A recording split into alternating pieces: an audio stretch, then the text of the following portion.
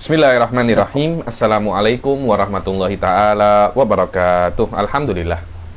Alhamdulillahirabbil alamin. Wassalatu wassalam ala sayyidil mursalin wa ala alihi wa sahbihi wa man tabi'ahum bi ihsanin ila yaumiddin. Nawaitu ta'luma wa ta'lim wa naf'a wal intifa' wal ifadah wal istifadah wal hatha ala tamassuki bi kitabillahi ta'ala wa sunnati rasulih wa du'a ilal huda wa dalalata alal khairi wa ibtigha'a mardatihi wa qurbihi wa thawabihi subhanahu wa ta'ala.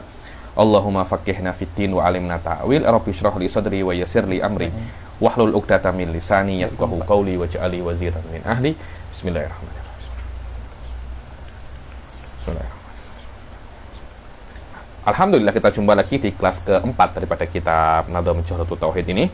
Setelah pertemuan yang lalu kita menyelesaikan pasal apa, Ustaz Fauzul? Pasal makna din, kemudian apa? Al-haq wasidik.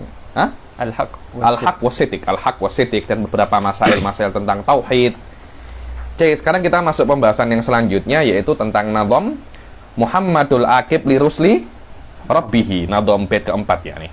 Muhammadul Aqib li rusli Rabbihi wa alihi wa sahbihi wa hisbihi. Ini cakap pasal nama Muhammad, yang mana nama Muhammad itu nama di antara nama yang paling afdol bagi Rasul Shallallahu Alaihi Wasallam, dan juga Rasul mempunyai nama lain daripada nama beliau yang famous apa? Ahmad. Yang mana nama ini sebenarnya secara hakikat yang menamai ini adalah Allah Subhanahu Wa Taala. Karena awal-awal lagi daripada sebelum Rasul itu diciptakan di dunia ini, diutus di dunia ini, Allah sudah apa namanya mengkhabarkan bahwasanya Rasul itu namanya apa? Muhammad Sallallahu Alaihi Wasallam. Sila dibaca. Muhammadul. Bismillah, alhamdulillah, wassalatu wassalamu ala rasulillah wa ala alihi wa sahbihi wa man walah. Muhammadul Aqib li rusli Rabbi. Al-Aqib secara bahasa maknanya khotim atau khotam ya. Anda boleh cakap khotim, Anda boleh cakap apa? Khotam. Makna khotim di sini adalah yang mengakhiri. Bi rusli Rabbihi. Ada juga yang mengatakan makna akib ini yang dikumpulkan tahta kodamihi, tahta syar'ihi, yani yang semua itu kena berkumpul di bawah syariatnya setelah Rasul Shallallahu Alaihi Wasallam itu datang. Wa alihi wa sahbihi wa hisbihi. Dan nama Muhammad baca wal farq baina Ahmad wa Muhammad. Secara global itu maknanya sudah saya jelaskan kah? Apa itu makna al wa sahab wal al wa sahab? Saya jelaskan Ustaz Fauzul. Belum ya? C. Nanti akan saya jelaskan makna aluhu apa, makna sohbihi apa. Sila al-farq baina Ahmad wa Muhammad dulu, baca kalamnya Bajuri. Wal farqu bainahuma annahu sallallahu alaihi wasallam basyarun. Bukan. Wa Muhammad alamun mankul. Wa Muhammadun alamun mankul min ismil maf'ulil fi'lil mudha'af. Dibilang Muhammad itu alam mangkul daripada sebenarnya dia itu fi'il apa namanya? Maf'ul, dipindah daripada maf'ul menjadi nama, yaitu Muhammad. Ai al-mukarrarul ain Muhammad, yang mukarrar itu mimnya. Walidzalika kana ablagha min Mahmud, yakni Muhammad ablagh daripada Mahmud. Jelas karena Mahmud kan daripada Hamida, Muhammad daripada Hamada. Jelas ziyadatul mabna tadullu ala ziyadatil makna. Semakin banyak hurufnya, semakin banyak maknanya. Maka nama ini yakni Muhammadiyah yufidul mubalaghah fil Mahmudiyah, kama anna Ahmad yufidul mubalaghah fil Hamidiyah bihasabi aslihi li'annahu kana af'alu tafdil. Yakni kata-kata Mahmud mubalaghah di dalam apa? Muhammad mubalaghah di dalam ismul maf'ul di dalam Mahmudiyah, Ahmad mubalaghah di dalam Hamidiyah. Karena Ahmad yang paling terpuji, dia af'alu tafdil. Jid. Fahuwa sallallahu alaihi wasallam ajallu man humida wa a'dhamu man hamida. Yani Rasul paling orang yang paling agung yang bisa dipuji, dan orang paling agung yang memuji Allah yang memuji Allah Subhanahu wa taala. Wa bil bina' lil maf'ul fil awwal wa lil fa'il fi tsani wa hadzal ism asyrafu asma'ihi sallallahu alaihi wasallam. Dan nama ini adalah nama Rasul yang paling mulia. Kemudian Ibnul Arabi Al-Maliki ya, bukan Ibnu Arabi As-Sufi. Biasanya kalau saya menukil, mungkin saya lupa cakap atau apa, saya tekankan dulu awal-awal. Kalau ada Ibnul Arabi dengan alif lam, itu maknanya Ibnul Arabi Al-Maliki. Ahli sunnah wal jamaah itu. Sohibul Qawasim kalau tak silap. Ibnul Arabi Al-Maliki, Al-Qadi. Kalau Ibnu Arabi Sohib Futuhat Makkiyah, Sohib Fususul Hikam, Al-Wujudi, itu tidak ada alif lamnya Ibnu Arabi, tidak ada alif lamnya, itu As-Sufi.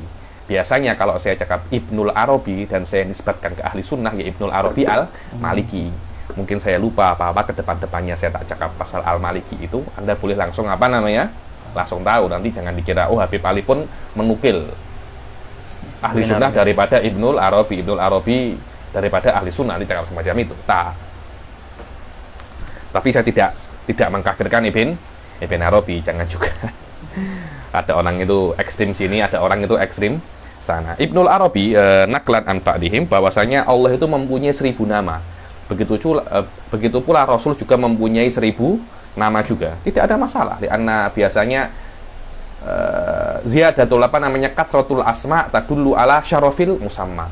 Semakin banyak nama, semakin mulia yang diberi nama. Kemudian nama-namanya Nabi ini tauqifiyah bil ittifaq. Jadi Anda tidak diperbolehkan untuk memberikan nama Nabi semau Anda. Anda kalau nak memberi nama Nabi, Anda kena tengok apakah ini memang benar-benar nama atau tidak daripada wurudun nusus daripada kitab ataupun sunnah. Adapun nama Allah itu ada yang mengatakan taufikiyah, ada yang mengatakan taufikiyah kama sayati. Nanti ada bait yang murni membahas apakah nama Allah itu tauqifiyah atau taufikiyah. Kenapa semacam itu? Kenapa nama Nabi itu mesti tauqifiyah, nama Allah ada khilaf? Kenapa? Karena apa ya? Nabi itu manusia. Akhirnya kalau ada orang mengejek Nabi atau mengurangi derajat Nabi, itu cara untuk membelanya tidak semudah cara untuk membela Allah. Karena Allah itu Tuhan, sifatnya uluhiyah itu apa namanya? Sifatnya uluhiyah itu wadih, sedangkan Nabi ini basyarun, tapi diberi apa namanya nubuwah. Mungkin membela Rasul tidak semudah membela Allah Subhanahu wa Ta'ala. Karena itu Rasul itu juga apa namanya? Dengan farubbama tusuhila fi sya'nihi. Mungkin karena Rasul itu manusia, orang-orang itu mempermudah atau mengentengkan menganggap mudah mencaci Rasul itu. Karena itu ulama Malikiyah terutama yakni yang mengejek Nabi dibunuh. Yang intaqasa Rasul sallallahu alaihi wasallam hukmuhul qatl. Tapi intaqasa Allah masih bisa bertaubat. Dulu ketika ada karikatur yang mengejek Nabi di Facebook itu pasti ada yang mengatakan illa Rasulullah. Antara ejek siapapun sila illa Rasulullah. Rasulullah garis merah, Anda tak boleh sentuh Rasulullah sedikit pun. Ada satu komik buat wajah Rasulullah, langsung orang umat Islam qomatil qiyamah yakni illa Rasulullah, kecuali Rasulullah tidak bisa Anda tidak bisa Anda permainkan sama sekali. Jiddan. Kemudian kata-kata akib itu sendiri Muhammadun al-akib. Akib maknanya apa?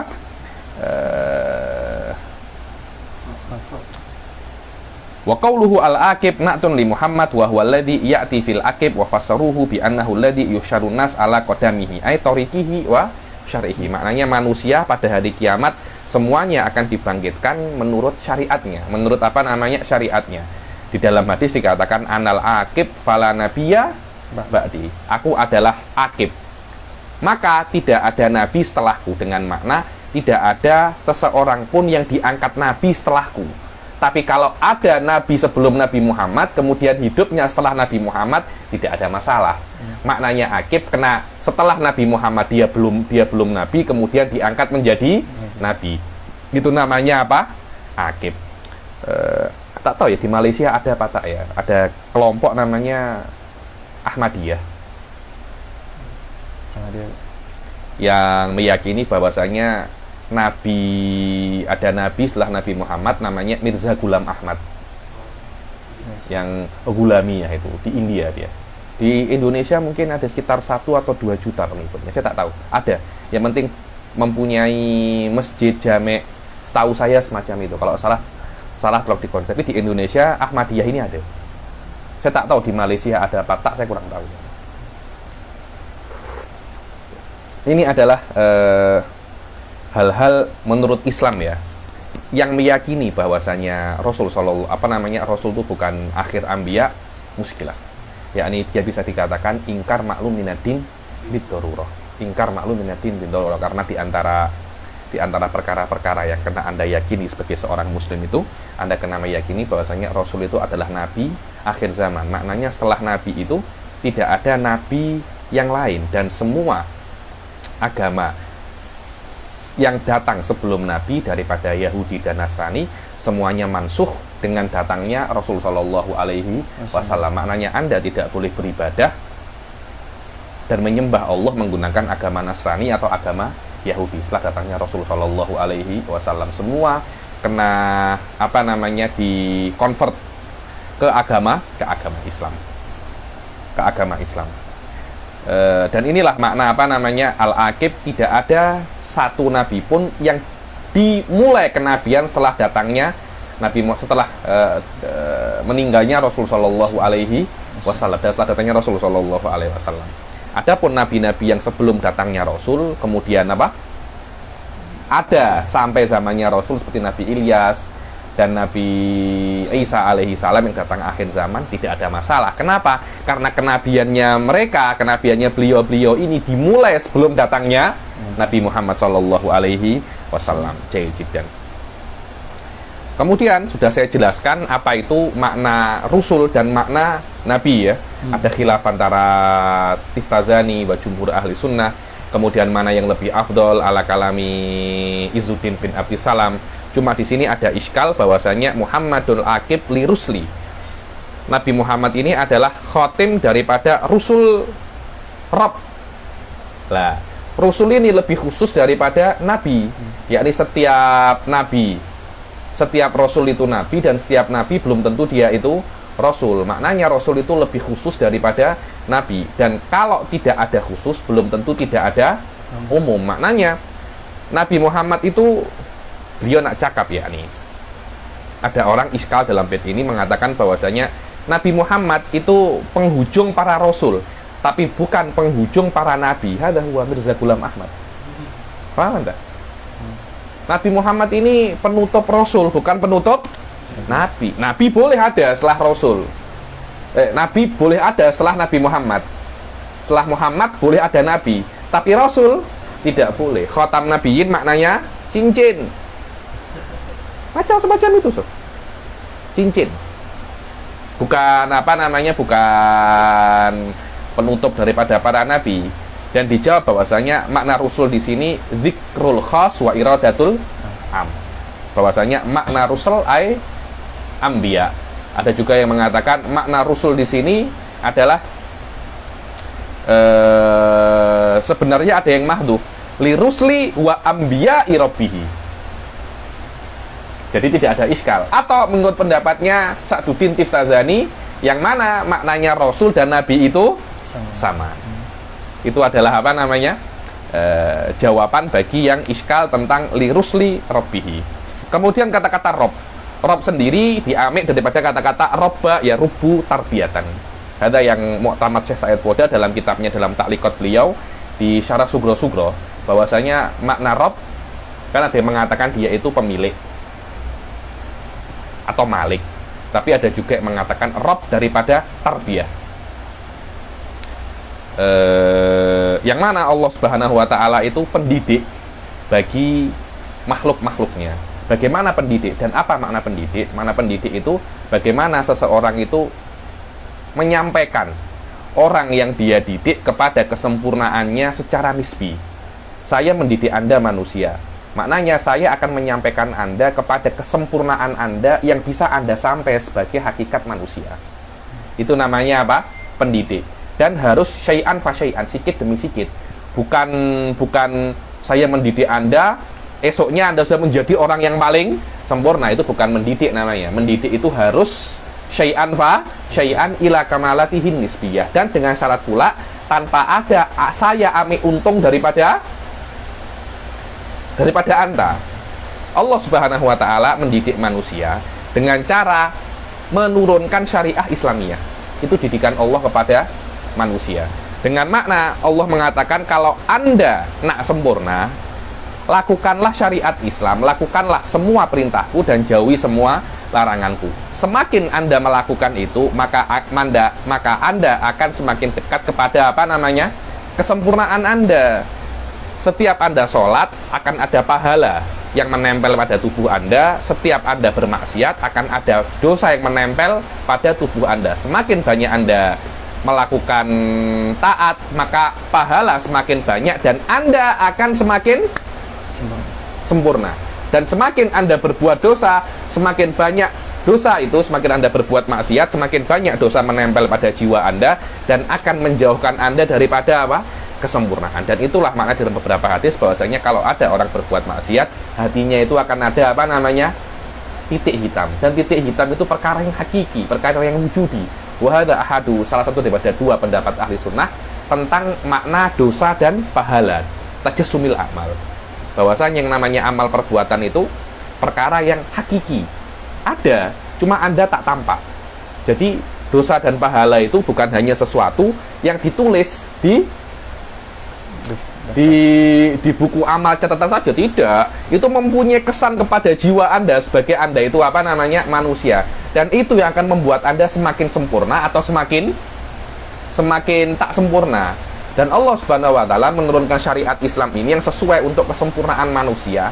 Hakikat Anda sebagai manusia, semakin Anda berbuat taat, semakin sempurna Anda sebagai manusia. Itu namanya tarbiyah. Dan Allah Subhanahu wa taala tidak ambil faedah sedikit pun Anda tak sempurna, itu untungnya Anda tak sempurna, saya tidak rugi, yang rugi adalah Anda. Adapun orang-orang yang mendidik orang lain untuk mendapat faedah kepada dirinya, itu bukan tarbiyah hakikiyah. Contohnya saya guru, saya mendidik beberapa student. Ketika student saya itu famous, terkenal, pandai, saya juga mendapat nama kan, ini muridnya Habib Ali ini muridnya Said Foda ini muridnya Syekh Fulan ini. Itu bukan tarbiyah hakikiyah. Kenapa? Karena orang itu akan juga mendapat faedah daripada yang dia didik. Sama ayah dan ibu pun juga sama. Karena ketika anaknya itu oke, anaknya itu bagus, dia kan mendapat faedah kan. Mana dia sebagai orang tua itu best. Kenapa? Karena dia bisa mendidik anaknya. Makna dia pun mendapat faedah daripada didikan yang bagus kepada anaknya. Ini bukan tarbiyah hakikiyah. Kenapa? Karena masih ada faedah yang datang kepada murabbi. Apalagi kalau tarbiyahnya itu hanya menguntungkan murabbinya, macam beberapa negara yang besar macam Amerika mendidik negara-negara kecil untuk demokrasi. Tidak menguntungkan negara kecil, tapi menguntungkan Amerika sendiri. Itu namanya bukan tarbiyah hakikiyah. Kenapa? Karena masih menguntungkan yang murabbi dan tidak menguntungkan, bahkan membahayakan yang dididik. Sudah, tak cakap politik, nanti pening lagi. Itu namanya Rob. Maknanya Allah Subhanahu wa taala itu Malik wa Murabbi. Karena biasanya Anda didik kalau Anda memilikinya. Fihi nau'ul milik. Bagi manusia fihi nau'ul milik. Tapi Allah Subhanahu wa taala, karena Allah memiliki kita secara hakiki, Allah pun juga berhak untuk mendidik kita dengan didikan yang hakiki. Wallahu a'lam. Muhammadul aqib li rusli rabbihi wa alihi wa alihi. Keluarga Nabi Shallallahu alaihi wasallam. Keluarga Nabi itu adalah khilaf ya. Menurut Syafi'iyah, makna keluarga Nabi ada 3 kedudukan. Fi maqami du'a, fi maqamil madah, dan di dalam maqam zakah. Di dalam maqami doa, kalau Rasul Shallallahu alaihi wasallam berdoa, ya Allah, rahmatilah keluargaku. Siapa keluarganya Nabi? Setiap orang mukmin walaupun bermaksiat. Karena orang mukmin yang bermaksiat sangat perlu doanya Nabi. Karena itu keluarga Nabi adalah semua orang mukmin walaupun dia bermaksiat. Kalau Nabi memuji keluarganya, makna keluarga dalam konteks pujian adalah orang mukmin yang taat saja. Kan tidak mungkin Nabi memuji orang mukmin yang bermaksiat. Karena itu keluarga Nabi dalam konteks pujian adalah setiap orang mukmin yang taat. Kemudian keluarga Nabi fi maqami zakah dengan makna tidak boleh menerima zakah. Tidak boleh menerima zakat. Maknanya kalau ada keluarga Nabi ini menerima zakat, hukumnya haram. Siapa itu? Imam Syafi'i mengatakan Banu Hashim dan Banu Muthalib. Malikiyah mengatakan Banu Hashim saja, Banu Muthalib tak ya. Kenapa Banu Hashim dan Banu Muthalib? Imam Syafi'i mengatakan karena Banu Muthalib itu ketika Rasulullah diembargo, diboikot, Banu Muthalib ini membantu Bani Hashim. Akhirnya Rasulullah Shallallahu Alaihi Wasallam mengatakan Banu Hashim wa Banu Muthalib kasyai'in wahid, seperti satu entitas. Dan para ulama mengatakan kenapa sih keluarga Nabi itu tidak boleh menerima zakat? Kenapa? Ada dua ilah. Ilah yang pertama, sebab yang pertama, karena keluarga Nabi itu ada semacam keturunan Rasul Shallallahu Alaihi Wasallam, ada darahnya Rasul di situ, dan zakat itu kotoran daripada harta, dan darahnya Rasul itu suci. Bukan maknanya ada darahnya Rasul, para keluarga Nabi ini tidak pernah salah ya. Yang tidak pernah salah hanya Rasul. Darahnya, keturunan Nabi bisa salah, tapi di situ ada darahnya Nabi, maka tidak boleh dikotori dengan zakah. Yang mana zakah itu adalah ausahul mal, adalah kotorannya harta. Anda itu mengeluarkan zakat, mengeluarkan kotoran yang ada di harta Anda. Loh, bagaimana? Kotoran yang ada pada harta masuk ke dalam tubuh yang ada darahnya Rasul Shallallahu Alaihi Wasallam. Ilah yang kedua adalah karena pada zaman dahulu Rasul Shallallahu Alaihi Wasallam, ini syariat Islam ya, syariat Islam, bahwasanya keluarga Nabi mendapatkan khumusul khumus daripada budget negara. Jadi kalau budget negaranya itu contohnya 100 miliar ringgit, dibagi 20 berapa? Dibagi 5 berapa? 20 dibagi 5 lagi 4 miliar ringgit. 4 miliar ringgit dibagi kepada semua keluarga Nabi Shallallahu Alaihi Wasallam. Ini adalah syariat semacam itu. Ada kalau tengok di kitab-kitab fikih, ada khumusul khumus li ali Rasul Shallallahu Alaihi Wasallam. Nah, karena sudah mendapat khumusul khumus, tidak boleh menerima zakat. Walaupun ada khilaf sekarang karena tidak mendapatkan khumusul khumus, apakah boleh menerima zakat? Khilaf ya, khilaf di situ. Wahabi tak percaya adanya keluarga Nabi dengan makna keturunan Nabi, dengan makna nasabnya menyambung dengan Rasul Shallallahu Alaihi Wasallam, sawaun syarif Hasani atau sayyid daripada Husaini. Wahabi tak percaya itu.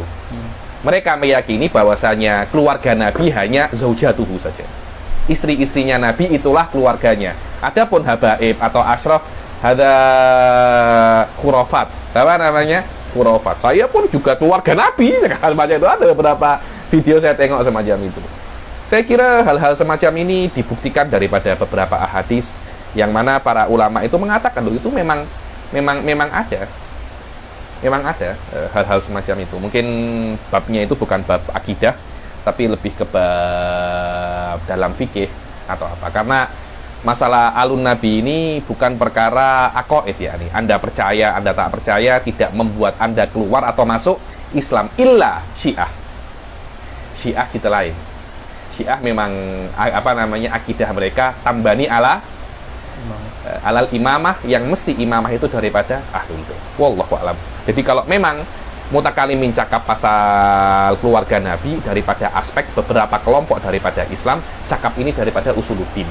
Walaupun ahli sunnah tak cakap ini daripada usuluddin.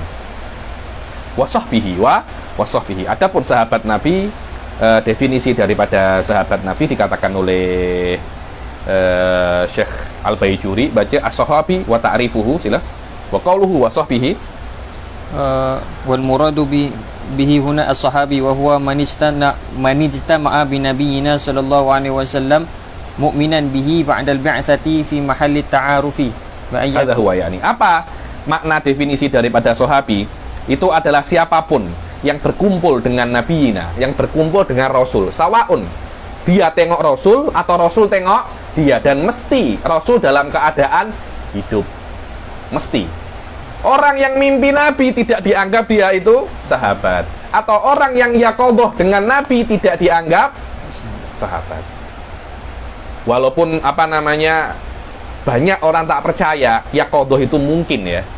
Tapi saya sendiri secara pribadi saya mengatakan yaqadhah mungkin. Nanti Anda nak cakap waqi' atau tidak waqi' terpulang kepada masing-masing. Tapi aklan secara kalamian perkara ini mungkin terjadi yaqadhah. Walaupun ada orang yaqadhah bersama Nabi, tidak dikatakan dia itu sahabi. Yang mana dia kena berkumpul dengan Nabi dalam keadaan Nabi masih hidup dan dia masih hidup, dalam keadaan orang itu mukminan, percaya bahwasanya Nabi itu adalah Nabi, utusan Allah. Ba'dal bi'tsah, setelah Nabi diutus, bukan sebelum Nabi diutus, macam Waraqah bin Naufal jumpa Nabi tapi sebelum Nabi diutus, jadi dikatakan dia itu adalah sahabi.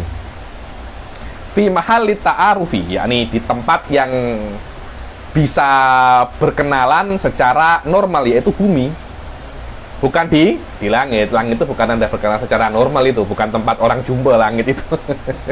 Langit bukan tempat Anda jumpa. Bi an yakuna ala wajhil ard wa in lam yarahu aw lam yarwi syai'an anhu, yakni walaupun dia tidak tengok Nabi, cukup Nabi tengok dia, walaupun tidak meriwayatkan satu hadis pun, atau masih belum mumayyiz, jadi dia masih baby, Nabi tengok dia, sahabat. Bayangkan Anda, sahabat. Alas sahih, ini pendapat yang paling kuat, yakni ini pendapat yang paling kuat. Adapun tabi'in itu orang yang jumpa dengan sahabat. Lah, orang yang jumpa dengan sahabat tak sehebat, maksudnya cahayanya sahabat itu tidak sekuat cahayanya Nabi. Orang yang jumpa Nabi kan cukup sekejap, dia tengok Nabi atau Nabi tengok dia, dianggap dia itu sudah menjadi sahabat. Yakni amal perbuatan yang paling baik, yang paling afdol setelah Anda bersyahadat, Anda tengok wajah Rasul sallallahu alaihi wasallam, atau Rasul tengok wajah Anda. Hada afdolul a'mal alal itlaq ba'da syahadatin hatta alas sholah, karena Anda menjadi sahabat. Bayangkan Anda mentengok Rasul, itu sudah orang yang paling afdol di dalam dunia ini, perwujudan Islam. Anda tengok secara hakiki dengan mata Anda, akhirnya itu akan berpengaruh terhadap jiwa Anda. Sebab itulah beberapa orang yang tengok wali akan semangat. Saya kira itu perkara yang normal ya nih. Bukan hanya wali, Anda tengok orang pandai aja, Anda menjadi semangat. Ini pandai nih, saya semangat. Dulu tuh saya tuh tengok guru saya Ustadz Soleh Abdun itu ketika di Malang. Saya tengok beliau tuh, sekali tengok beliau saya semangat 2 hari. Belajar 2 hari. Nanti setelah 2 hari penat lagi, tengok lagi, semangat lagi. Hal semacam itu biasa tuh. Dikatakan dulu itu ada orang tengok Sohibul Maulid Habib Ali bin Muhammad Al-Habsyi. Tengok beliau 1 kali 1 minggu, semangat untuk beribadah. Biasa semacam itu. Terpulang bagaimana derajat Anda di dalam kewalian, di dalam sholah. Semakin Anda tengok orang tersebut, maka Anda akan semakin bertambah semangat Anda. Orang tengok Rasul langsung menjadi orang yang paling afdol alal itlaq. Menjadi orang di antara orang yang paling afdol setelah Rasul sallallahu alaihi wasallam, yaitu sahabat. Adapun tabi'in, karena cahayanya tidak sekuat cahaya kenabian, maka untuk menjadi tabi'in nak bertemu kena jumpa dengan sahabat dan kena duduk sedikit lebih lama. Mungkin belajar kah? Ini ada semacam mulazamah kepada sahabat, baru dikatakan dia itu tabi'in. Tapi dengan Rasul untuk menjadi sahabat, tak ya semacam itu. Cukup jumpa sekejap saja. Kenapa? Dikuat di nurun nubuwah. Tapi nurun sahabat tidak sekuat nurun nubuah, karena itu kena apa namanya sikit lama, mulazamahnya sikit lama. Wallahu a'lam. Wa mata alal Islam. Sila wadkhulul anbiya wa amma qauluhum. Wa amma qauluhum wa mata 'alal Islam. So tengok dikatakan di sini bahwasanya yang namanya sahabat itu di sebagian ta'arif man istama'a bin Nabi sallallahu alaihi wasallam mu'minan bihi wa mata alal iman. Dikatakan wa mata alal iman di beberapa ta'rif yang lain tentang sahabat itu bukan untuk menjadi sahabat, tapi terus menjadi sahabat untuk dawam, walaisa untuk ibtidah. Karena kalau Anda mukmin tengok Nabi, Anda sahabat, kemudian Anda murtad dan mati dalam keadaan tidak Islam, maka ketika Anda mati dalam keadaan tidak Islam, Anda bukan sahabat, tapi dulunya Anda sahabat. Maknanya mati dalam Islam itu bukan syarat menjadi sahabat, tapi syarat untuk dawamis suhbah. Ayo. Fa in irtadda, sila. Fa in irtadda wal iyadu billah wa mata murtaddan falaysa bisahabi ka Abdullah bin Khatal. Bilang kalau ada sahabat yang murtad, karena banyak sahabat yang murtad ketika Rasulullah meninggal, banyak yang murtad. Kalau memang dia murtad dan meninggal dalam keadaan riddah seperti Abdullah ibn Khatal, maka dia tidak menjadi sahabat. Tapi kalau dia ketika ada Nabi, dia apa namanya beriman menjadi sahabat, Nabi meninggal dia murtad, kemudian masuk Islam lagi, apakah dikatakan dia itu sahabat? Sahabat. Wadah ya, jadi dia tengok Nabi meninggal, dia murtad, kemudian masuk Islam, balik, maka dikatakan dia itu sahabi. Tapi ada beberapa catatan, sila dibaca.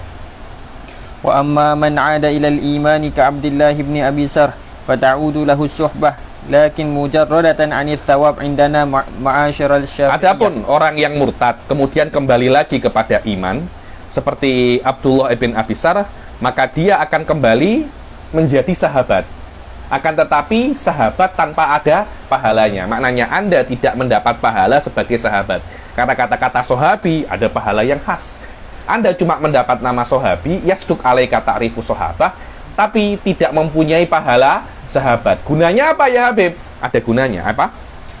Washtahara anha la ta'udu 'indal malikiyah. Tapi indal malikiyah tak. Kalau sudah dia murtad kemudian masuk Islam lagi setelah Nabi meninggal, tidak menjadi sahabat lagi, tapi masyhur fi kutubihim taraddud, maknanya tak jazm malikiyah, tak jazm. Yang masyhur jazama, tapi yang asal tak apa namanya tak jazm. Dan ini kaidah fikih ya, kalau ada di dalam kutubul malikiyah masalah yang tidak ada pendapatnya, atau masalah yang pendapatnya tidak yakin, ada taraddud di dalam kutub malikiyah, maka yang muktamad adalah yang ada di dalam kutubus syafi'iyah. Ada qaidatuhum. Maknanya kalau tidak ada pendapat di kita, tengok pendapatnya Imam Syafi'i. Pendapatnya Syafi'i juga pendapat kami. Kenapa fi nihayah muridnya Imam Malik. Karena itu kan wahina idzin falamani aminar ruju' fi dzalikal fi dzalika limadhhabi syafi'iyah ala makana yartadihi ba'du asyarihin. Maka tidak ada manik untuk kembali ke madhab syafi'iyah di dalam masalah ini seperti yang disetujui oleh sebagian asyikh malikiyah. Kenapa? Karena kok itu yang saya sebutkan. Karena kalau ada pendapat di dalam kitab mereka dalam yang dinukil asyikh malikiyah fabiha wa ni'mat, masalahnya masalah ini ada, pendapatnya tidak ada, silakan rujuk ke madhab Imam Syafi'i. Kenapa? Karena usul malikiyah qarib min usulish syafi'iyah, illa ba'dul usul saja yang tidak setuju, mungkin masalah amal ahlil Madinah, tapi Hanafiyah mustahil. Hanafiyah sama Syafi'iyah ada persaingan ekstra ya, nih bete tak ya. Tak ya rujuk Syafi'iyah. Dulu saya pernah tengok di kitab Durrul Mukhtar atau Raddil Mukhtar karangan Ibn Abidin, walau tazawwaja bi kitabiyatin aw syafi'iyah. Atau Syafi'iyah ala apa namanya? Kitabiyah. Ya Allah, saya cakap. Yakni perempuan Syafi'iyah derajatnya macam apa namanya? Macam kitabiyah kan? Dibilang sah apa namanya? Boleh, tidak ada masalah. Kenapa? Li'anna Syafi'iyah ahlul kitabi fil jumlah. Ada ta'assub. Saya kira hanya Hanafiyah aja yang cakap semacam itu. Terus saya mengajar apa itu namanya? Muqaddimah Hadramiyah, di matan Muqaddimah Hadramiyah. Ada ibarat semacam ini. Walau iktada bifasikin au hanafiyin. Astagfirullah. Anta atof Hanafi kepada fasik kah? Saya cakap. Sama aja. Ini memang dua madhab ini, Syafi'i dan Hanafi ini memang ada persaingan sejak zaman dahulu ya. Sejak zaman dahulu. Kata guru saya Ustaz Abdurrahman Segaf, ada semacam perebutan untuk menjadi qadhi, untuk kuasa, karena dia nak sokong madhabnya. Bayangkan kalau qadhi semua Hanafiyah, pasti akan tekan Syafi'iyah. Tapi Syafi'iyah Sadatul Ummah ya. Syekh Said Foda di antara orang-orang yang muta'assib apa namanya? Syafi'iyah. Dulu ketika kami itu belajar kan banyak madhab Hanafinya kan, yang belajar dari Turki itu. Syekh Said Foda pasti apa namanya? Mocking mereka orang pasti katanya. Setiap ulama-ulama mutakalim sof tengok ada Syafi'i, ada Syafi'i. Wa faidatu audiha sila. Wa faidatu audiha at-tasmiyatu wal kafa'ah fa yusamma sahabiyan wa yakunu kuf'an li binti sahabi. Terus apa faedah? Sahabat itu derajat sahabat kembali kepada mereka walaupun sudah apa namanya? Sudah hilang pahalanya. Ada faedahnya at-tasmiyah. Mereka dinamakan apa? Sahabi. Namanya saja sahabi. Dan kafa'ah maknanya kalau mereka nak menikah dengan anaknya sahabi, boleh, tidak ada masalah. Kalau mereka bukan sahabi, tidak sekufu dengan anaknya sahabi. Ayo. Wa yadkhulu fi sahabi ibnu Ummi Maktum wa nahwuh minal umyan. Dan masuk di dalam sahabat itu Ibn Ummi Maktum. Walaupun Ibn Ummi Maktum ini buta. Kenapa? Karena di dalam sahabat cukup Anda berkumpul, Anda tengok Rasul atau Rasul tengok Anda. Baby pun bisa menjadi apa? Sahabat. Baby pun bisa menjadi sahabat. Begitu pula masuk di dalamnya itu Isa wal Khidir wa Ilyas alaihi salatu wassalam. Yakni karena mungkin Imam Bajuri mengatakan bahwasanya Nabi Isa pernah jumpa Rasul di langit, walaupun langit itu bukan mahalut ta'aruf fil jumlah. Begitu pula Nabi Ilyas alaihi salam wal Khidir. Yakni Nabi Khidir ini ada yang mengatakan beliau ini wali, ada yang mengatakan beliau ini nabi. Ada orang dulu Syekh Ilyas hafidhahullah, yakni Khalil Ilyas, yang di Klaten Perkedah itu beliau. Di Kedah. Ada yang tanya ya Syekh, Nabi Khidir ini nabi apa wali, katanya Syekh Khalil Ilyas hafidhahullah, yakni. Tak yah tanya semacam itu. Kalau Khidir wali lahu maqamun alin indallah, nabi lahu maqamun alin indallah. Ante ini apa? Nak tanya Khidir ante ini apa? Cuma tak tahu Syekh Said macam tak terlampau setuju dengan Nabi Khidir ini wali. Beliau lebih condong ke Nabi Khidir ini adalah apa namanya?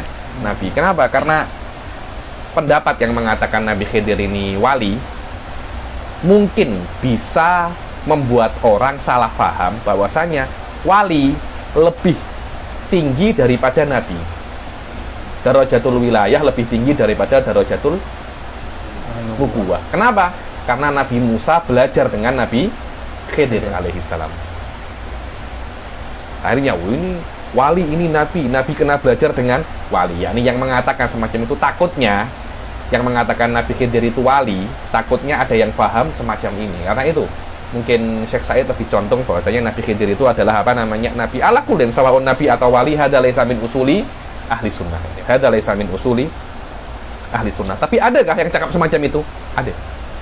Ya, Ibn Rushd kalau tak silap mengatakan bahwasanya kewalian lebih tinggi daripada kenabian. Kenapa? Karena kewalian itu Anda dapatkan dengan berusaha keras, dengan iktisab. Dan nabi Anda tak berusaha, Anda diberi langsung oleh Allah tanpa usaha, dan sesuatu yang Anda dapatkan dengan usaha lebih lezat, lebih oke daripada yang Anda dapatkan dengan tidak berusaha. Ada junun ada junun. Belum tentu semacam itu. Oke lah, kalau alal qol ya Habib, Nabi Khidir itu wali. Bagaimana menjawab Nabi Khidir, Nabi Musa lebih afdol daripada Khidir alaihi salam? Kalau alal qol bi anna Khidir itu wali, Habib Salim rahimahullah selalu mengatakan al khususiyah la taqtadil afdoliyah. Kalau ada kekhususan dalam seseorang, tidak bermakna kekhususan ini dia lebih afdol daripada selainnya. Khususiyah Nabi Musa disuruh tanya kepada Khidir tidak menunjukkan Khidir alaihi salam lebih afdol daripada Nabi Musa. Ada namanya Khuzaimah di sahabat, kalau dia bersaksi seperti bersaksi dua orang. Khususiyah ada li Khuzaimah, tidak menjadikan Khuzaimah lebih afdol daripada Sayyidina Abu Bakar radhiyallahu taala anhu. Kenapa? Li'annal khususiyah la taqtadil afdoliyah. Ketika saya dengar dari Habib Salim, wallah kalam salim jiddan ya ini. Al khususiyah la taqtadil afdoliyah. Belum tentu ada kekhususan kepada Anda lebih afdol daripada Anda lebih afdol daripada selain Anda. Wallahu a'lam. Yakfi. Jadi tidak, saya minta ini. Sekarang kita masuk bait yang selanjutnya, yaitu apa? Wa ba'du fal ilmu bi asli dini muhattamun yahtajulid. Tapi ini wa ba'du itu adalah kalimatul intiqal min uslub ilal uslub. Dinamakan juga faslul khitab. Ada khilaf. Siapa yang pertama mengatakan wa ba'd? Ada yang mengatakan Nabi Muhammad, ada yang mengatakan Nabi Dawud alaihi salam. Al qaul mu'tamad yang pertama kali mengatakan wa ba'd adalah Dawud alaihi salam, dan itulah makna faslul khitab. Wa atainahu faslal khitab, faslal khitab. Dan makna kata-kata wa ba'du adalah sebelum wa ba'du semuanya bukan inti daripada fan. Setelah wa ba'du ini baru kita masuk inti daripada fan. Hadza huwa makna daripada kalimat apa? Wa ba'du. Fal ilmu bi asli dini, mengetahui al ilm di dalam ahli sunnah kena tiga. I'tiqad al-jazim, al-i'tiqadul jazim, al-mutabiq lil waqi'an dalil. Itu namanya ilm. Ada tiga unsur. Keyakinan 100%, keyakinan yang 100%, kemudian sesuai dengan kenyataan berdasarkan dalil. Itu namanya apa? Al-ilm. Di sini ada sebuah isyarat Ustaz Fauzul bahwasanya di dalam akidah tidak cukup Anda itu yakin saja, tapi kena Anda mengetahui. Jadi keyakinan yang bukan ilm tidak cukup di dalam akidah. Kama saya mungkin di 2 kelas yang akan datang akan saya jelaskan tentang khilaf taklid. Cuma secara global Anda tidak dikatakan mukmin kalau Anda tidak mengetahui Allah dari aspek ilm yang sama dengan ilm itu terdiri daripada 3 unsur: jazm, mutabaqah, dalil. 3 ini Anda kena yakin, dan keyakinan Anda kena sesuai dengan reality, dengan kenyataan, dan harus keyakinan itu berdasarkan dalil. Dan dalilnya ini tak yah dalil yang tafsili, cukup dalil yang ijmali. Makna dalil ijmali adalah dalil yang Anda tidak tahu bagaimana cara menyusunnya ala tertibil mantiki. Kalau tertib mantiki kan harus kena muqaddimah sugro, muqaddimah kubro. Apa dalilnya adanya Allah alam semesta? Bas. Coba susun dengan tertib mantiki. Saya tak bisa. Cukup itu. Karena kalau Anda mengetahui dalil tentang akidah Anda secara ijmal, Anda sudah dianggap mukmin. Dan itu bisa diketahui oleh semua orang dan tak susah. Karena itu yang mukallaf untuk dalil adalah dalil ijmali, bukan dalil mantiki. Kalau ada orang tidak bisa untuk tahrirul adillah dengan makna mengatur atau meletakkan akidah ini, mendetailkan akidah dengan muqaddimah sugro, muqaddimah kubro, natijah, dan dia menjawab syubhah-syubhah terhadap dalil ini, sudah dikatakan dia itu mukmin. Kalau Anda bisa, Anda ulama. Anda ulama. Dan ulama ini dan apa namanya mengetahui dalil semacam ini hukumnya fardul kifayah. Karena bila-bila di apa namanya di sebuah kota itu ada syubhah dan orang yang hanya mengetahui dalil ijmali tidak bisa menjawab syubhah tersebut, kena yang mengetahui dalilun tafsili. Dan lil asaf ya, nih hampir tidak ada, saya pribadi ya, saya hampir tidak pernah melihat orang yang pandai ilmu kalam selama ini ya. Nih. Mungkin banyak dari mereka itu mengetahui akidah tapi ilmu kalam sok hampir ya, nih lil asaf ya, nih lil asaf ya, nih. Tapi ini bukan maknanya kita sedih, kita kena berusaha lebih kuat lagi untuk membumikan apa namanya ilmu kalam ini, karena membumikan ilmu kalam ini. Wa ba'du fal ilmu bi asli dini. Kata-kata apa? Bi asal. Makna asal adalah usuluddin, makna bukan furuuddin. Bi asli dini ay ba'du usuluddin. Tidak semua usuluddin, karena ada beberapa usuluddin ini yang khafiyah, Ustaz. Beberapa usuluddin yang khafiyah itu tidak wajib untuk diketahui. Yang wajib diketahui adalah sebagian usuluddin yang apa namanya yang dianggap untuk mengetahuinya itu apa namanya wajib. Apa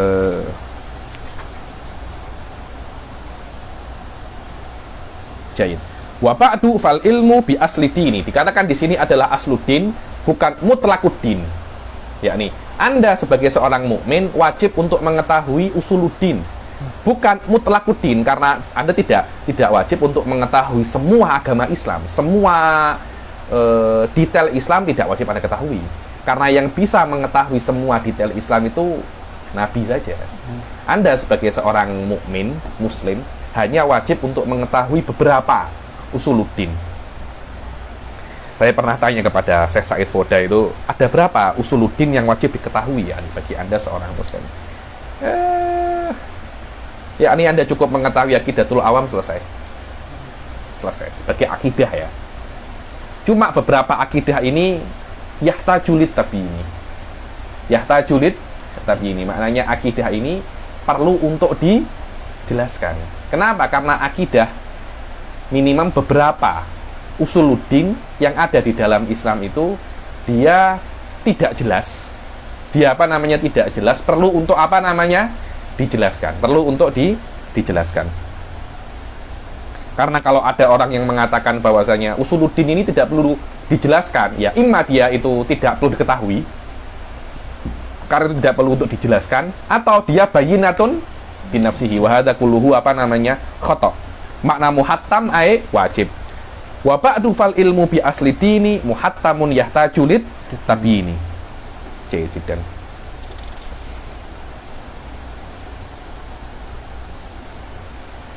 Apa saya tulis ini? Wa makna qauluhu yahtajulit tabiin ay anna laisa kullu usuluddin bayyinatun fi nafsiha fayahtaju ila tabiin min qibalil ulama. So, tengok.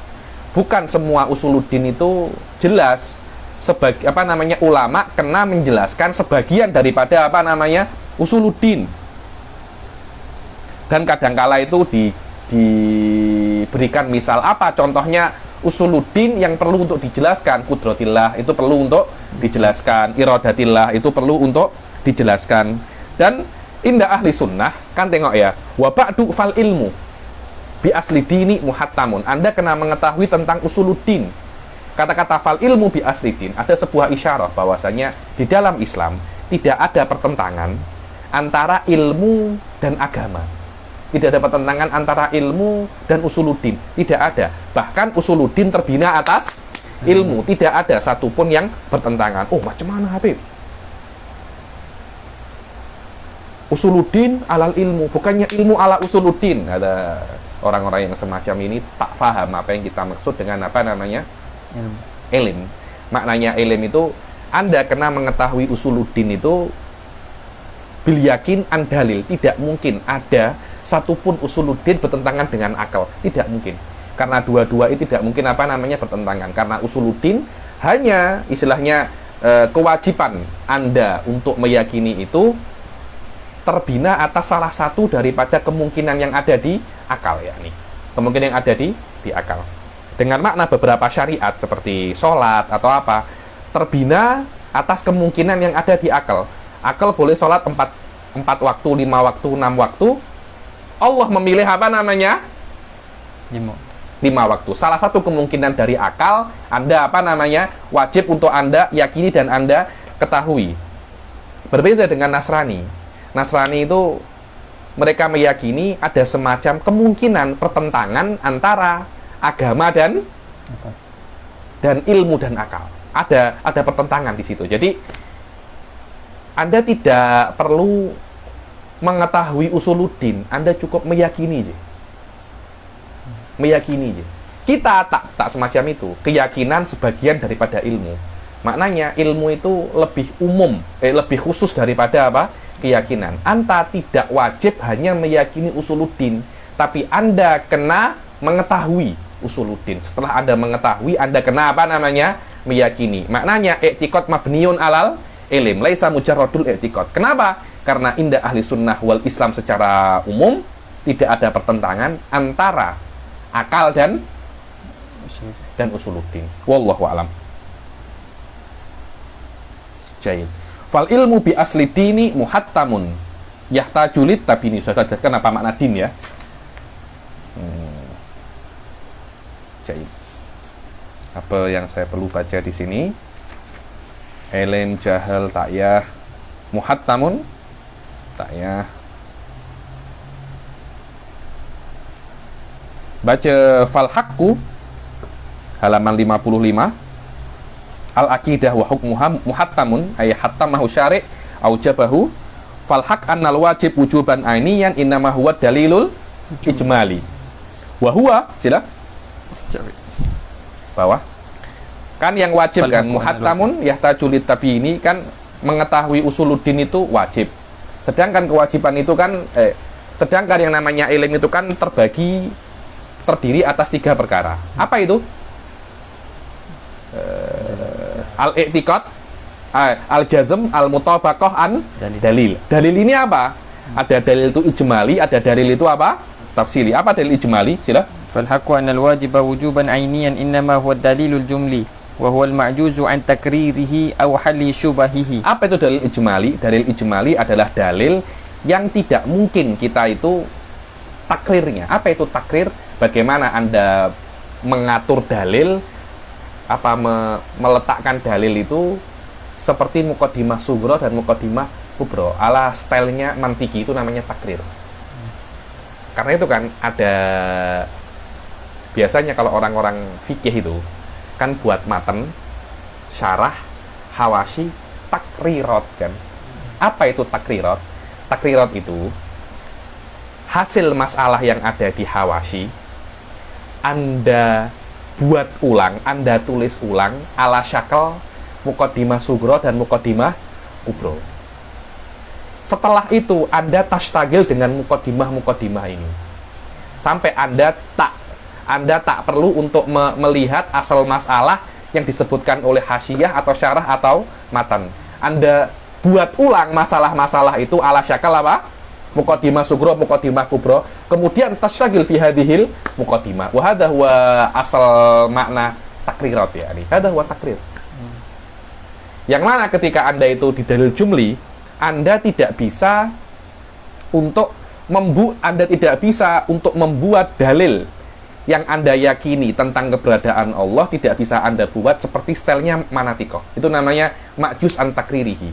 Dan kalau ada iskal Anda tidak bisa jawab, itu namanya dalil jumli. Dan ini yang diwajibkan oleh Allah kepada orang awam. Dan ini mudah kan? Ini mudah untuk jaga. Adapun dalil tafsili adalah dalil yang bisa Anda buat dan Anda tulis macam stylenya mantiki dengan muqaddimah sughra dan muqaddimah kubra. Oh, nanti muqaddimah sughra dalilnya apa lagi? Muqaddimah kubra dalilnya apa lagi? Syubhahnya apa? Anda tulis semua. Anda tulis semua dan Anda bisa jawab semua tentang syubhah-syubhah yang ada di dalam muqaddimah sughra, dalam muqaddimah kubra. Anda tengok, Suf. Kalau Anda nak tahu secara sikit, Tengok kitabnya Imam Ghazali, Iqtisad fil I'tiqad, di situ dijelaskan tentang beberapa dalil di dalam kitab-kitab awal-awal tentang dalil ala wujudillah. Di situ ada dalil tentang dalilul hudus, ada muqaddimah sugro, muqaddimah kubro. Kemudian muqaddimah sugro iskalnya apa, muqaddimah kubro iskalnya apa, dan oleh Imam Ghazali semuanya apa namanya? Dijawab. Hadza huwa dalilun apa namanya? Tafsili. Dan yang bisa semacam ini hanya ulama. Dan menjaga dalil semacam ini terus ada di dalam diri Anda itu susah. Kenapa? Karena Anda kena tengok apa dalilnya secara syakal mantiki. Kemudian setiap muqaddimah ada dalilnya lagi, dan setiap muqaddimah ada iskalnya, dan Anda kena jaga jawabnya juga apa. Anda nak jaga itu hari-hari, susah apa tidak? Susah. Sebab itulah kalau ada beberapa ulama seperti Imam Juwaini atau Imam Razi cakap al-iman ka imanil ajais, yakni secara iman memang benar, semacam karena mudah untuk dijaga. Kalau Anda sudah tua, tak yah penat-penat menjaga dalil tafsili. Buatlah dalil ijmali karena Anda sudah tua. Tapi bukan maknanya dalil orang yang mengetahui dalil ijmali lebih afdol daripada yang mengetahui dalil tafsir. Tidak ada semacam itu. Imanul ulama lebih kuat daripada imanul awam. Karena itu menjaga imannya ulama lebih susah daripada menjaga imannya awam. Dan kalau Anda sudah tua, Anda kan lemah kan? Jadi Anda tidak mungkin tidak terlampau ingat syubah dan dalilnya. Anda lebih apa namanya ke imanul awam. Pasul laktar wala akal, ya. Bukan maknanya Imam Ghazali, Imam Razi bertaubat, Imam Juwaini apa namanya? Bertaubat. Apalagi Imam Razi meninggal. Kemudian di bawah bantalnya ada wasiat kembali ke madzhabus salaf. Pada kalam fadhi ya. Yani Mujassimah mengatakan Imam Razi kembali ke madzhabnya salaf. Madzhab Mujassimah ya. Dan ditemukan surat wasiat. Itu laisa fi'lul ulama ada. Laisa fi'lul ulama. Ulama kalau memang nak rujuk, dia akan buat macam Imam Asy'ari. Macam Imam Syafi'i, rujuk madzhabul qadim ke madzhabul jadid, terang-terangan. Dan semua muridnya yuqarrir, memang guru saya rujuk daripada madzhab ini. Imam Asy'ari pun sama depan orang-orang, saya rujuk daripada Mu'tazilah ke madzhab ahli sunnah wal jamaah. Imam Asy'ari rujuk dari apa? Ke madzhab Mujassimah. Cakap Imam Asy'ari, macam cakapnya beliau ketika keluar daripada madzhab Mu'tazilah. Oh, Ibn Taimiyah rujuk kembali ke madhab ahli sunnah. Ada murid-muridnya yang cakap kah? Kitabnya tak rujuk, tak ada nukil-nukil. Ada semua kalam fadhi. Ada yang cakap Zamakhsyari rojak. Zamakhsyari itu kalau dia ketok-ketok pintu, ana Zamakhsyari al-Mu'tazili. Dia bangga dia itu apa namanya? Dia Mu'tazili. Orang macam itu nak rujuk kah? Sudah Mu'tazilah sudah sebati, tak mungkin rujuk dia. Tak mungkin rujuk. Ibn Taimiyah tak mungkin rujuk. Tajassimnya sudah apa namanya? Ngakar. Sudah sebati. Oh, ini Anda ini macam nak tahu ilmu Allah. Mungkin dia rujuk. Iya, mungkin juga tak rujuk. Anda nak cakap mungkin, saya pun juga bisa cakap apa namanya? Mungkin rujuk, mungkin tak rujuk. Tak ada yang rujuk. Kalau memang ulama itu rujuk, dia akan umumkan. Macam Imam Syafi'i umumkan rujuk daripada qadim ke jadid, dan macam Imam Asy'ari rujuk daripada Mu'tazilah ke ahli sunnah. Tanpa adanya dalil sekuat itu, yabqa makana ala makan. Tak ada yang rujuk la syai' wala bitih, kalau katanya orang-orang Jordan ya. La syai' wala bitih. Syekh Said punya kitab Jamil Jiddan ya, ini Risalah Shaghirah ya, dibaca Al-Khawatir Haula Wasiyatil Imam Razi. Karena khawatir ini kayaknya ditulis oleh Mujassimah. Wasiat ini kayak di cerita-cerita ini oleh Mujassimah, kemudian diviralkan. Akhirnya dikatakan Imam Razi ini rujuk. Biasa Mujassimah Wahabi itu, mereka itu berbuat pelik-pelik emang. Kitab dipalsukan, nusus dipalsukan. Orang saja dikafirkan oleh mereka ya. Ini apalagi cuma nusus-nusus kitab biasa semacam itu bagi mereka ya nih. Jiddan, apalagi anak saya cakap. Sila lakin minat tatwili lakin min at-tatwili kallatil himam fasara fihi al-ikhtisaru multazam. Yakni setelah kan dikatakan bahwasanya al ilmu bi asli dini muhattamun yahtajulid, tapi ini ilmu dengan apa? Ilmu usuluddin itu penting, tapi karena banyak yang tidak jelas, ada beberapa yang tidak jelas, maka ulama kena apa namanya? Menjelaskannya, dan menjelaskan itu mempunyai cara yang masing-masing. Pada zaman dahulu menjelaskan itu dengan cara apa namanya? Mengarang kitab. Lakin minat tatwili kallatil himam, akan tetapi kalau dia itu menjelaskan dengan cara mengarang kitab, himam kallat. Himmah itu apa namanya? Tumpul tanah. Itu kan aslinya adanya mutun. Itu kan karena itu kan. Dulu kan ulama-ulama itu zamannya Imam Syafi'i mengarang kitab itu panjang-panjang, Al-Um, Mukhtasar Muzani. Semakin apa namanya? Semakin zaman himmah semakin turun. Akhirnya di ikhtisar menjadi sikit. Macam dulu itu Mukhtasar Muzani, Mukhtasar Buwaiti, Al-Um, ada 4 kitab itu di ikhtisar menjadi apa namanya? Nihayatul Matlab lil Imamil Haramain, 20 jilid. 4 kitab yang seharusnya dia itu 100 jilid menjadi 20 jilid. Masya Allah. Akhirnya Nihayatul Matlab di zaman setelah Imam Haramain masih terlampau panjang. Di ikhtisar menjadi apa? Wasit. Di ikhtisar lagi menjadi wasit. Di ikhtisar lagi menjadi apa namanya? Khulasah. Imam Rafi'i pun juga mengikhtisar menjadi apa? Syarhul Kabir. Diikhtisar lagi menjadi apa namanya? Raudhah. Sampai nanti terus sampai menjadi Minhaj. Minhaj oleh Syekhul Islam diikhtisar menjadi apa namanya? Manhaj. Namanya pun diikhtisar, namanya dari Minhaj menjadi Manhaj. Satu lagi diikhtisar lagi menjadi Nahj. Ketika tengok, alamak, ini susah ini. Karena apa? Ikhtisar, dia dikompres. Makna ikhtisar, lafadznya sama, tapi maknanya lebih banyak, atau maknanya apa namanya? Maknanya banyak, lafadznya sedikit tapi maknanya banyak. Bayangkan, kitab Minhaj itu, Minhajut Thalibin, di dalamnya itu ada semua masail Nihayatul Matlab. Ini dikatakan memang Minhajut Thalibin ada 70.000 masail, mantuqan wa mafhuman, macam Nihayatul Matlab. Susah kan? Diperlukan syarah. Akhirnya besar, kecil jadi Minhaj. Terlampau susah perlu syarah. Syarah masih susah perlu hawashi. Hawashi masih susah perlu takrirat. Dibesar, kecil, besar lagi. Ulama nak cakap apa entah? Nak cakap apa ulama? Dan ini adalah style yang menurut saya style hawashi, syuruh itu cara bagaimana Anda boleh menjadi ulama. Orang-orang zaman sekarang tak suka semacam itu.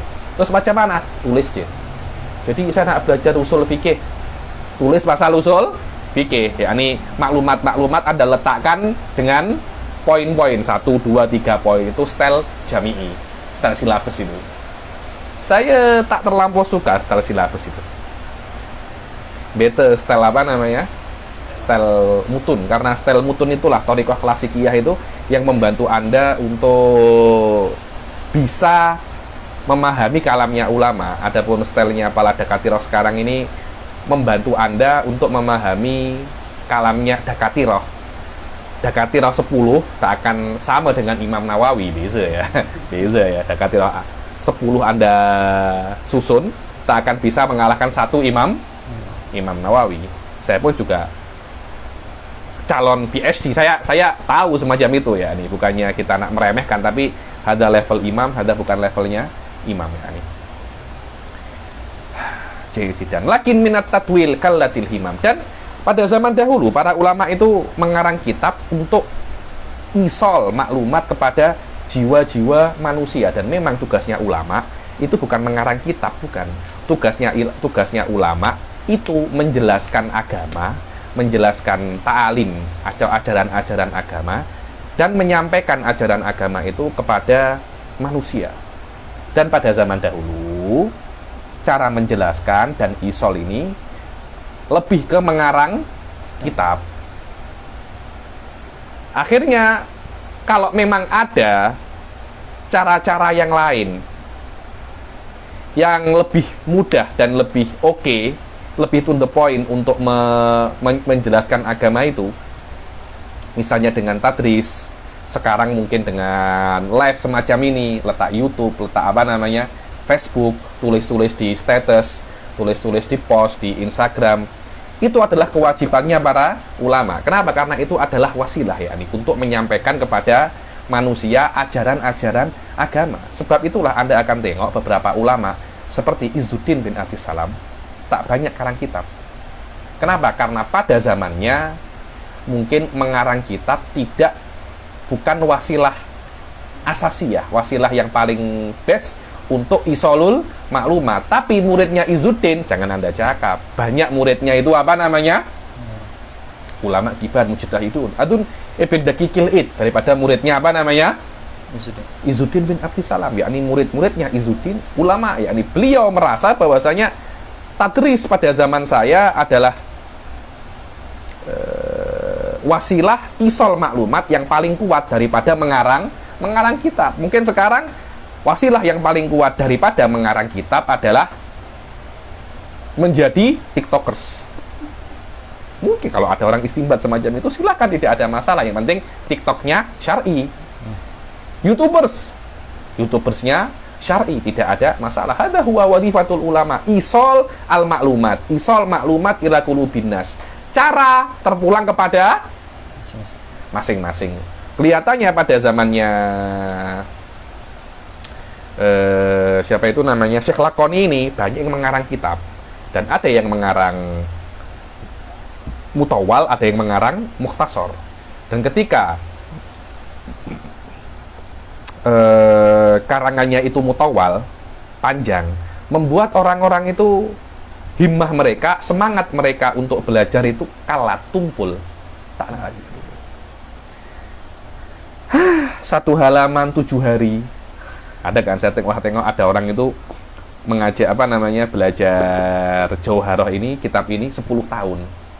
Kalatil himam, tawil hada. Jadi tatwil ini bukan hanya di dalam mengarang kitab, di dalam penjelasan pun juga tatwil. Cakap sana, cakap sini, tak jelas. Akhirnya karena terlampau panjang penjelasannya, al-himmah kalat. Lakin minat tatwili sawaun, di dalam tadris, bayan, khutab atau ta'liful kutub, menyebabkan tatwil ini menyebabkan himam itu tumpul. Walaupun kalau Anda panjang sikit-sikit tak ada masalah. Mungkin yang mahdur ini al-mubalaghah fit tatwil. Yang tatwilnya itu terlampau nih. Cakap pasal dalil kudus saja 1000 halaman, apa nih? Tawil marah 20 halaman, oke lah, 30.000, apa nih? Mengajar pasal jinayat 3 tahun, apa nih? 3 tahun Anda bisa hatam minhaj semuanya. Orang dengan saya belajar ilmu kalam mantik 3 tahun, 4 tahun, bisa semua muqarrar saya selesaikan. Tapi 4 tahun satu kitab, haram ada. Ada tatwil yang muharram. Yakni tatwil ini bukan di dalam mengarang kitab saja, tapi di dalam segala hal. Kalau Anda memperpanjang perkara yang mudah, Anda perpanjang, akan menyebabkan orang itu himmahnya tumpul. Ketika himmahnya itu tumpul, fasara fihil ikhtisaru multazam. Maka wajib Anda ringkas.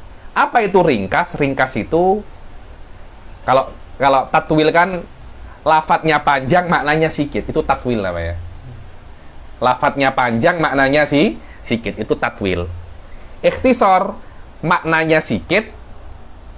Lafadznya sikit, maknanya banyak. Musawi, lafadz dan maknanya sama. Biasanya kalau tatwil itu kita katakan bebel. Itu tatwil.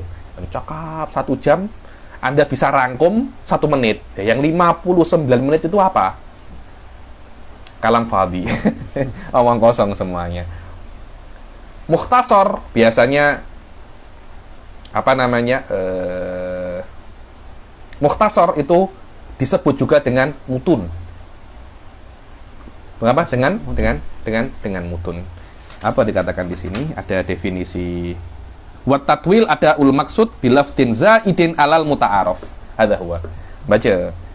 Wa tatwilu ada'un maqsudi bilafdhin zaidin 'ala al-muta'arafi li awsatin nas alladhina laysa lahum fasahah wala balaghah. Yang namanya tatwil itu adalah bagaimana Anda menyampaikan sebuah maksud dengan lafaz yang lebih daripada yang biasanya di depan orang-orang yang tidak mempunyai fasahah ataupun balaghah. Biasanya kalau kita cakap kama dzukira fil kutubil mutawwalah, di kitab-kitab yang panjang. Terus maknanya ulama itu bebel loh, ulama itu bebel karena ada maksudnya. Loh, memang kitab-kitab yang panjang mungkin bisa diringkas dengan macam muharrar. Muharrar itu diringkas di dalam minhaj. Terus kenapa kok muharrar itu lafadznya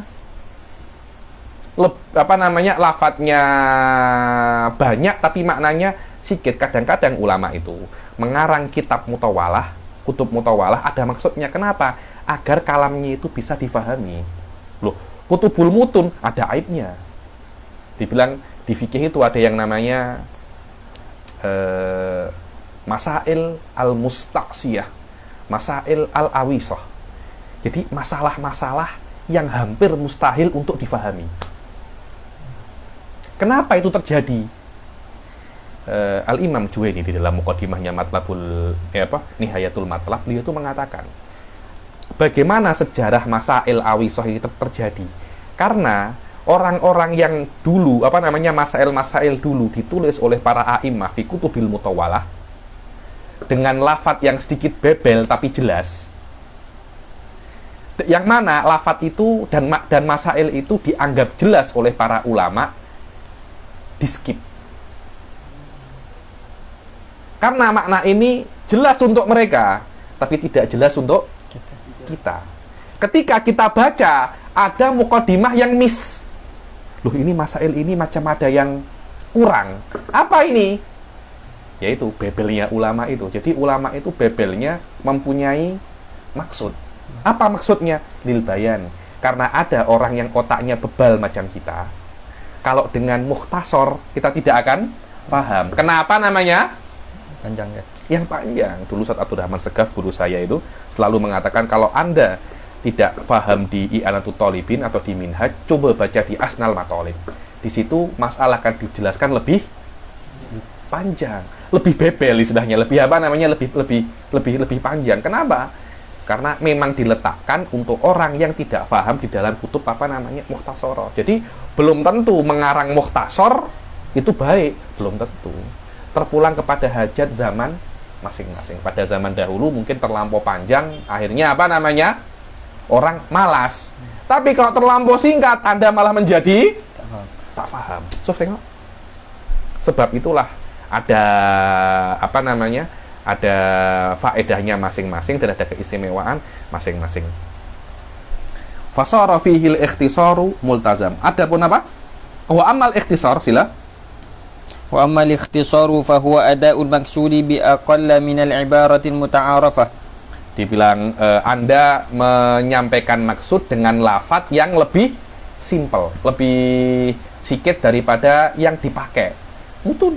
Kita cakap matan. Matan itu adalah bagaimana yang lafadznya sedikit tapi maknanya banyak.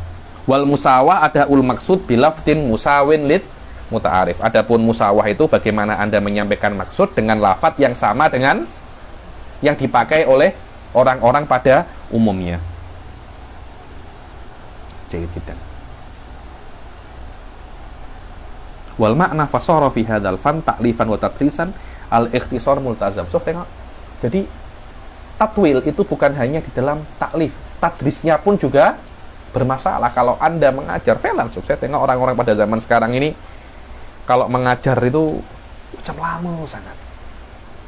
Ada orang itu, saya Fathul Qorib 10 tahun tak hatam. Apa? Anda ini mengaji apa? 10 tahun Fathul Qorib itu. Yakni di dalam mengajar pun tatwil terjadi. Dan rata-rata itu di pondok-pondok banyak semacam itu. Akhirnya mondok sampai 15 tahun, sampai 20 tahun. Dan mungkin kitab yang dibaca tidak banyak. Itu kena sabar loh, sabar, tapi juga tak semacam ini juga. Kita kena apa namanya standar. Kitab yang seharusnya 1 tahun, ini 1 tahun diselesaikan, 2 tahun ya, 2 tahun. Tak boleh lama-lama semacam itu. Itu zalim untuk thalib, karena thalib itu tidak mempunyai waktu yang lama untuk belajar. Kita kena belajar sampai umur 25 tahun, 26 tahun sudah selesai. Kena graduate, mengajar, menikah, cari uang, kubudunya sudah. kena mengajar, kena bekerja. Anta tak nak menikah, boleh berzina. Anta menikah, tak menafkahi istri, berdosa. Karena itu semua kena ada apa bahagiannya masing-masing. Cik. Fasara fihil ikhtisaru multazam. Apa saya tulis ini?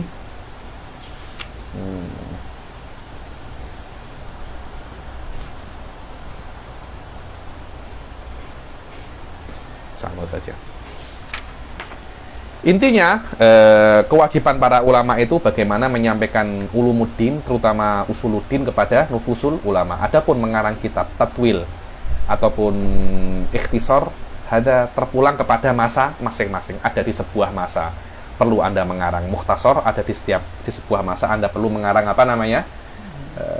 Mutawal. Dan begitu pula taklif pun bukan sesuatu yang wajib bagi ulama. Kewajiban adalah isolul faham. Kalau isolul faham boleh terjadi tanpa adanya taklif, maka itu sudah tidak ada masalah ya. Mungkin sebagian ulama ada yang main Facebook, ada yang bermain TikTok atau bermain apa?